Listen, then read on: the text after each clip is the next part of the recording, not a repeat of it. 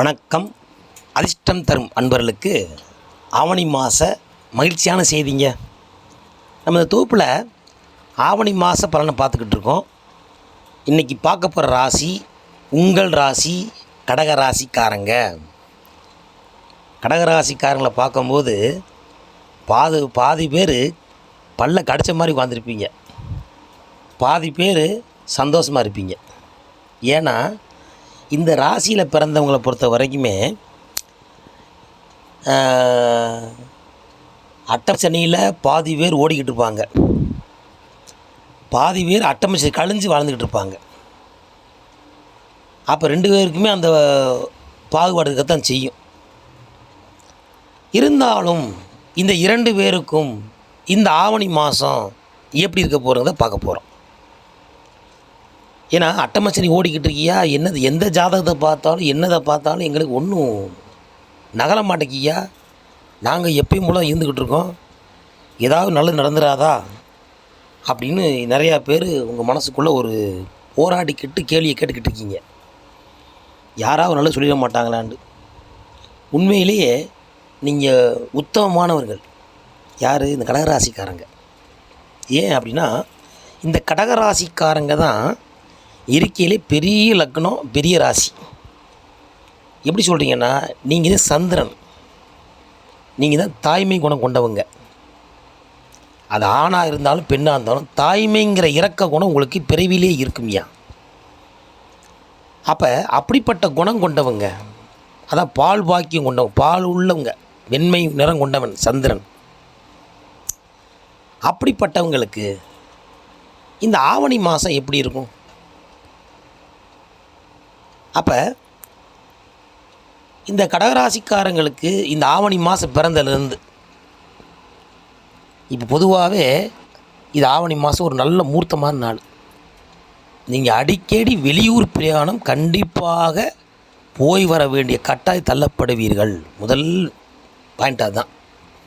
வெளியூர் கல்யாணத்துக்கோ ஒரு எதுக்கோ தொழில் விஷயமாவோ எந்த ரூபத்தினாலும் வெளியூரோ வெளிநாடோ இல்லை கடலை கடந்த பிரதேசமோ போய் வந்து இருக்கக்கூடிய காலங்கள் ஒரு தொடர்ந்து ஒரு 10 நாள் 15 நாள் போக வேண்டிய சூழ்நிலை வரும். அதனால் வெளியில் தங்க வேண்டிய சூழ்நிலை வந்தாலும் வரலாம். இது இயல்பு. இந்த ஆவணி மாதம் உங்களுக்கு அலைச்சல் அதிகமாக இருக்கவே செய்யும். அதனால் அலைச்சல்னால் உங்களுக்கு சந்தோஷத்துக்கும் தனத்துக்கும் பஞ்சம் இல்லை. அது சுகமாக தான் இருக்கும். ஏன்னா பொதுவாகவே கடகராசியில் பிறந்தவங்க சுற்றுறதுக்கு ஆசைப்படுவாங்க. ஒரே வீட்டில் முடை கொடுக்கூடாது, சுற்றிக்கிட்டே இருக்கணுமியா. அப்படி அங்கே போவாங்க இங்கே போவாங்க, அப்படி போய் இல்லை தவிக்கிட்டே இருப்பாங்க. ஏன்னா சந்திரன் ஒரு தாய்மை ஸ்தானம். எப்படி இருக்கும்? 2.5 நாளைக்கு மாறிட்டே இருப்பார். ஏற்கனவே சொல்லியிருக்கோம், நம்ம குரு பயிற்சி வருஷத்துக்கு ஒட்டி போகிறோம், சனி பயிற்சி 2 வருஷத்துக்கு போகிறோம், ராகுக்கு 1.5 வருஷத்துக்கு வரும். மற்ற சூரியன் சுக்கிரன் புதன்லாம் மாதக்கோள்கள். ஆனால் இவர் 2.25 நாள் மாறிக்கிட்டே இருப்பார். அப்போ உங்களுடைய அவசர புத்தி அங்கே போக இங்கே போக அங்கே போக 6ஆம் முறை சோழியே கிடையாது கொட்டை. அப்படி ஓடிக்கொண்டே இருப்பீர்கள். இருந்தாலும் இந்த ஆவணி மாதம் என்னதான் அலைஞ்சாலும் தனம் உங்களுக்கு கிடைக்கும், சந்தோஷம் கிடைக்கும். என்னவது அப்படின்னா அந்த தனமும் சந்தோஷமும் கொஞ்சம் லேட்டாக கிடைக்கும். எப்படி சொல்கிறீங்க ஐயா? ஐயா இப்போ கல்யாணத்துக்கு போகிறீங்க, காலையில் சாப்பிட்டு பிளான் பண்ணியிருப்பீங்க, காலை சாப்பாடு சாப்பிட முடியாது. ஏன்னா நாங்கள் தீர்ந்து போயிருக்கோம். வெயிட் பண்ணி மத்தியானம் சாப்பிட்ணும். அப்போ காலை சாப்பாடுன்னு போட்ட பிளான் மாறி போச்சா? சரி, இன்னொருத்தவங்க கல்யாணத்துக்கு போகிறாங்க, போன நேரத்தில் ரொம்ப லேட்டாகி போச்சு. அங்கே நல்லா சாப்பிட ஆசைப்பட்டிருப்போம். கடைசி என்னையானா, சார் வெறும் சாதமும் ரசமும் சோறு தான் இருக்குது, ஒரு காய் இருக்குங்க, பாயாசம் இல்லை அப்பளம் இல்லை அப்படின்னு சொல்லுவான். சரிதானா? சரி, ரைட்டு. இப்படி உங்களுக்கு கிடைக்கக்கூடிய உணவுகளையும் தனவையிலும் கொஞ்சம் குறைச்சி கிடைக்க முடியும், ஆனால் இல்லாமல் இருக்காது. இதுதான் இந்த ஆவணி மாத பலன். அதோட அட்டமச்சனையும் சேர்ந்து வர்றதுனால சரி, அதனால் நீங்கள் அதை பற்றி நீங்கள் பெருசாக எடுத்துக்க மாட்டீங்க. விடியா கூழை குடித்தாலும் அமிர்தம் குடிச்சு போயிட்டே இருப்போம், நம்மளை வரவேற்காங்களா அது போதும், நம்ம சொன்னதுக்காக வந்துட்டோம் அப்படிங்கிறத மனசு தேர்த்தி நீங்களே உங்களை தேர்த்திக்கிட்டு நீங்கள் பாட்டுக்கு போயிட்டே போ அப்படின்னு நீங்கள் பாட்டுக்கு அடித்து தள்ளி போயிட்டே இருப்பீங்க. இதில் சுப விரயம் சுப செலவுகள் பண்ணுவீங்க, தனம் உங்களுக்கு சேர்ந்துக்கிட்டே இருக்கும். சரி. உங்கள் ராசியில் தான் புதனும் அடுத்துக்கடுக்க ராசியில் சூரியன் சுக்கிரன் இருக்காங்க. அப்போ பரிவர்த்தனை யோகத்தினால சந்திரன் வந்து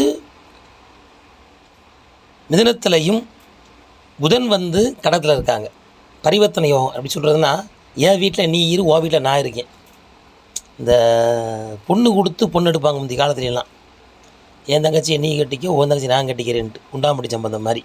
அந்த மாதிரி பரிவர்த்தனை யோகம் இருக்கிறனால நீங்கள் சந்திரனை நீங்கள் புதனை ஏற்றுக்கிறீங்க. ஆனால் புதன் உங்களை ஏற்றுக்கணும்ல. நீங்கள் எல்லாரையும் ஒரு அட்ஜஸ்ட் பண்ணிக்கிறீங்க. ஆனால் சில இடங்களில் உங்களை சில நபர்கள் தவறான புரிந்து விடுவார்கள். யாரும் இல்லை, சொந்தக்காரங்க தான் உங்களுக்கு பகை. அதில் எப்படி சொந்தக்காரன்? நம்ம வீட்டு பங்காளிட்டு உடன் பிறந்த சொந்தத்தினால. பங்காளி சொந்தம் கிடையாது. பங்காளினா இப்போ கணவன் இருக்கார், கணவன் வீட்டு தம்பியோ அக்காவோ அவங்க வழி சொந்தத்தில் உங்களை எதையாவது சீண்டுவாங்க. அப்போ நீங்கள் அதில் கவனமாக இருக்கணும். அவங்க பேச்சை நீங்கள் காதலே வாங்கக்கூடாது. அவங்க என்ன செய்வாங்க, செல்ஃபோனில் என்னத்தையாவது சொல்லி விட்டு, என்னத்தையாவது கமெண்ட் பண்ணி, என்னத்தையா மெசேஜ் அனுப்பி நெகட்டிவான எண்ணத்தை கொண்டு உங்களை வந்து சஞ்சலப்படுத்தி விடுவார்கள். அதனால் கவனமாக இருக்கணும். யார்கிட்டையும் ஃபோனில் பேசுகிறது, ஃபோனில் கொஞ்சம் உரையாடுறதுலாம் கொஞ்சம் நீங்கள் நிதானமாக இருக்கணும். இப்போ எங்கே பார்த்தாலும் ஃபோனு தாங்க. ரோட்டில் போகும் ஃபோன் பேசுகிறாங்க, பாத்ரூம் போகும் ஃபோன் பேசுகிறாங்க, பல்லு விளக்கும் ஃபோனு கைமா தான் இருக்காங்க. பஸ்ஸில் போனால் 60 வரையும் ஃபோன் இருக்குது, ட்ரெயினில் போனாலும் ஃபோன் இருக்குது. ஃபோன் இல்லாத ஆளே கிடையாது. ஃபோன் இருக்கிறது தப்பு இல்லை, அதை எப்போ பேசணும் எப்படி பேசுகிற மட்டும் செய்யுங்க. ஏன்னா ஃபோனு வந்து நல்லது இருக்குது, அதில் கெட்டது இருக்குது. அதிகமாக பேசுனா மூளை ரொம்ப சூடாகுது. அதனால் கொஞ்சம் நீங்கள் ஃபோனில் பேசுவதை கொஞ்சம் அதிகமாக பேசாமல் தேவையான பேசுங்க. ஒரு காலத்தில் டிவியில் பார்த்தோம், அப்புறம் இந்த ஃபோனில் பேசணும். இப்போ செல்ஃபோனு கையில் எல்லாமே வந்துருச்சு. டிவி தான், இந்த செல் வந்து உலகமே இருக்குது. அப்படி விஞ்ஞானம் உங்களுக்கு ரொம்ப வரப்பிரசாதம் கொடுத்துருக்கு. அந்த பிரசாதத்தை தேவையான அளவுக்கு மட்டுமே பயன்படுத்தி கொள்ளுங்கள். அது ரொம்ப ரொம்ப சிறப்பு. சரி, அதே போல் உங்கள் தாய் வழியில் உங்களுக்கு ஒரு நல்ல ஒரு சொத்துக்களோ இல்லை உங்களுக்கு உண்டான ஒரு சன்மானமோ கண்டிப்பாக கிடைக்குங்க. யாருக்கு? கடகராசிக்காரங்களுக்கு அது கண்டிப்பாக கிடைக்கும். அதே போல் சில கடகராசிக்காரங்களுக்கு திருமணமானவங்களுக்கெல்லாம் குழந்தை பாக்கியம் கிடக்கிறதுக்கு ஒரு யோகம் இருக்குது. அதையும் மறந்துடக்கூடாது. கல்யாணமானவங்களுக்கு ஒரு நல்ல செய்தி கிடைக்கும். அதே போல் குழந்தை பிறக்கக்கூடிய யோகம் கிடைக்கும். இடம் விட்டு இடம் மாறக்கூடிய யோகம் கிடைக்கும். உங்கள் தெரியாமல் நடக்குதெல்லாம். எதிர்பார்க்கலையே ஐயா அப்படின்பீங்க. இப்போ நீங்கள் வேலை பார்த்துக்கிட்டு இருக்க ஆஃபீஸ்லேயே உங்களுக்கு தெரியாமல் ஒரு ப்ரொமோஷன் கிடைக்கும். நீங்கள் பண்ணியிருப்பீங்க, இன்றைக்கி உங்களுக்கு அங்கே போய் உட்காருங்க, என்னம்மா உங்களுக்கு ப்ரொமோஷன் கொடுத்தாச்சு, இதெல்லாம் கேட்க மூலம் கிடைக்கல அப்படி. அந்த மாதிரி ஒரு அதிர்ச்சியான செய்தி, இன்ப அதிர்ச்சி, நெகட்டிவ் கிடையாது, பாசிட்டிவான அதிர்ச்சி. அது இந்த மாதத்தில் உங்களுக்கு ஆவணி மாதத்தில் அதிர்ஷ்டமான மாதமாகவே இந்த கடகராசி நேயர்களுக்கு அமைகின்றது. ஆனால் ரொம்ப போராடிருப்பீங்க, போராடும் போதெல்லாம் கிடச்சிருக்காது. ஆனால் இந்த நேரத்தில் திடீர்னு வந்து அது குடியா அவன் அப்படின்னு ஒன்று இழந்து அவனு பெறுவாங்கள்ல, ஏதாவது ஒன்று அதை செய்ய முடியாத வேலையாக இருக்கும், அதை நீங்கள் சிறப்பாக செஞ்சுருப்பீங்க. அன்றைக்கு உண்டான பரிசு இந்த ஆவணி மாதம் உங்களுக்கு கிடைக்க போகுது. காத்துருங்க, பார்த்து கண்டிப்பாக பயன்படுத்திக்கங்க. அதே போல் பெண்களாக இருந்தால் இப்போ பெண்களாக இருக்கீங்க கடகராசிக்காரங்கள், உங்களுக்கு மன சம்பந்தப்பட்ட பிரச்சனை இருந்துக்கிட்டே இருக்கும். அப்போ என்ன செய்யணும், நீங்கள் மனசில் எதுவுமே நினைக்கக்கூடாது, ரிலாக்ஸாக இருக்கணும். நீங்கள் அதாவது படபடப்பை விட்டுருங்க. சுறுசுறுப்பு இருக்கணும், ஆனால் ரொம்ப ஓவராக சுறுசுறுப்பு இருக்கக்கூடாது.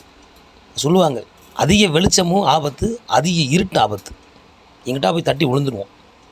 அதனால் நீங்கள் நிதானத்தோடு இருங்க. உங்களுக்கு நிம்மதியான வாழ்க்கை உங்களுக்கு கிடைக்கும், அதில் மாற்றுக்கிறது கிடையாது. சரி, உங்களுக்கு பெண்களுக்கு பழைய நண்பர்கள், பழைய சகோதரிகள் படிச்சிருக்கலாம், ஏன் சந்திச்சுக்கலாம், அவங்க மூலியமாக ஒரு நல்ல செய்தி உங்களுக்கு கிடைக்கும். அதை நீங்கள் பயன்படுத்தி கொள்ளுங்கள். நண்பர்களாகவோ இல்லை ஒன்று பழைய சிநேகிதர் யாராவது இருப்பாங்கள்ல, யாராவது ஒரு சின்ன பிள்ளையில் ஒரு 8ஆம் கிளாஸ் படிச்சிருப்போம், டீச்சராக இருப்பாங்க, இல்லை அவங்க பெரிய உத்தியோகம், அவங்க ஒரு துறையில் இருப்பாங்க. அவங்கள சந்திக்கும் போது உங்களுக்கு உண்டான பிரச்சனை நீங்கி உங்களுக்கு ஒரு அதிர்ஷ்டம் கிடைக்கக்கூடிய ஆவணி மாதம் கிடைக்கும். அது மூலியமாகவே உங்களுக்கு நல்ல செய்தி, நல்ல சொத்துக்கள்லாம் கிடைக்கும். அதே போல் எப்பையும் நீங்கள் அழகு உடையவளாக இருப்பீங்க. பெண்கள் கடகராசியில் பிறந்தவங்க பொதுவாகவே அழகாக இருப்பாங்க. ஏன்னா சந்திரனுடைய இடமா. அப்போ அழகுக்கு பஞ்சம் கிடையாது. அப்போ உங்களுடைய உடலே உங்களுக்கு மிகப்பெரிய வரப்பிரசாதம். இறைவன் கொடுத்த வரப்பிரசாதம் இது உங்களுடைய உடல். சரி, அதே போல் உங்களுக்கு தாய்மை ஆடக்கூடிய பால் பாக்கியம், திருமண பாக்கியம், குழந்தை பாக்கியம், அதே போல் சொத்து வாங்கக்கூடிய பாக்கியம், வண்டி வாங்கக்கூடிய பாக்கியம் எல்லாமே செலவழித்து கிடைக்க கொடுங்க. அவ்வளோதான். ஏன்னா அட்டமச்சினி ஒன்று உள்ளே நுழைக்குது. எல்லாமே கிடைக்கும். உன்னை இழந்தால்தான் உன்னை பெற முடியும். சொல்லுவோம்ல அடிக்கடி, விதை இழந்தால் தான் விளைச்சலை பெற முடியும். அப்போ நீ உன்னை இழந்து பெற வேண்டிய சூழ்நிலை வரும். அது கண்டிப்பாக உங்களுக்கு இந்த ஆவணி மாதத்தில் அதிர்ஷ்டமாக இருக்கும். நண்பர்களே, அன்பர்களே, கவலைப்படாதீங்க. உங்களுடைய கிரக நிலைகள், உங்களுடைய ராசி நாயகன் அனைவரும் எல்லாத்துக்கும் சப்போர்ட்டாகவே இருக்குது. இந்த ஆவணி மாதம் எல்லாமே சந்தோஷமாக இருக்கும். கவலையே படாதீங்க. ஆவணி மாதத்தில் இந்த ஆண்டுக்கான பலன் அத்தனையும் கிடைக்கும் சொல்லி நிகழ்ச்சியை நிறைவு செய்து அடுத்த தொகுப்பில் சந்திப்போம். நன்றி, வணக்கம்.